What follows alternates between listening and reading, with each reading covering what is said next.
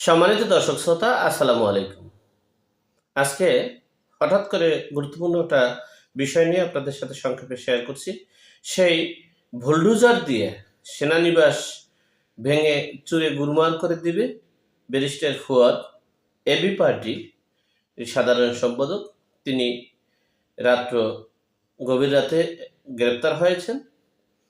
এমনকি সার্জিস হাসনাত, নাহিদ, মাহফুজ আলম এবং আসিফ মাহমুদ সজীবও গ্রেপ্তার হতে পারে। সকাল 10টায় হয়তো সামরিক শাসন জারি হতে পারে। দেশের সার্বিক পরিস্থিতি নিয়ন্ত্রণে রাখার জন্য, দেশটা অস্থিতিশীল পরিবেশ থেকে রক্ষা করার জন্য সেই সিদ্ধান্ত সেনাপ্রধান নিয়েছেন। সেনাপ্রধানের উচ্চ পদমর্যাদা তাদের সাথে বৈঠক করেছেন রাতে। সেই বৈঠকে একটা সিদ্ধান্ত নিয়েছেন, সকাল 10টায় জাতির উদ্দেশ্যে ভাষণ দিবেন। জাতির উদ্দেশ্য বলতে সকল সেনানিবাসের সেনা এবং সৈনিকদের ঊর্ধ্ব পদস্থ সকল কর্মকর্তাদের উদ্দেশ্যে সেনাবাহিনী বক্তব্য দিবেন এবং সেই বক্তব্যের পরিপ্রেক্ষিতে সেই বক্তব্য দিয়েই হয়তোবা সামরিক শাসন জারি হতে পারে।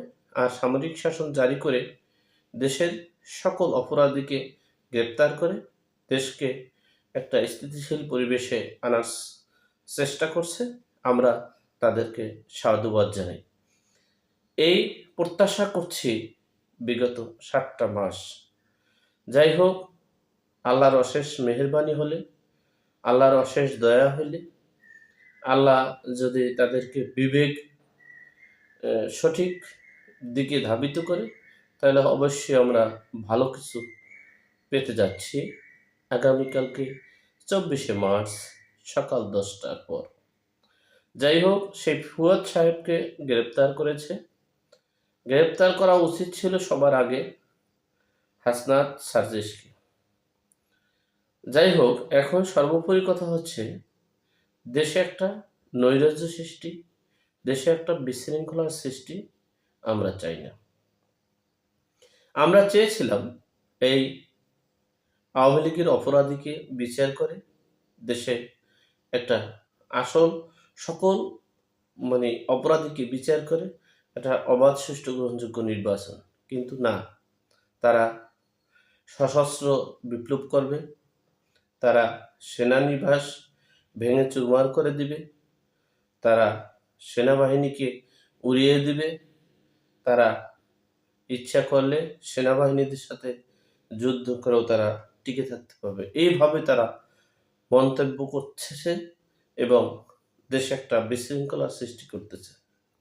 যাই হোক, সেনাবাহিনীকে সাধুবাদ জানাই, তারা দেশের গর্বিত সন্তান।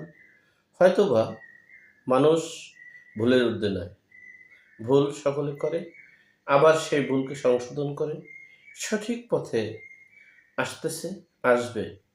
আল্লাহ আমাদের সকলের সঠিক মনের আশা পূরণ করুক। আমিন। আসসালামু আলাইকুম।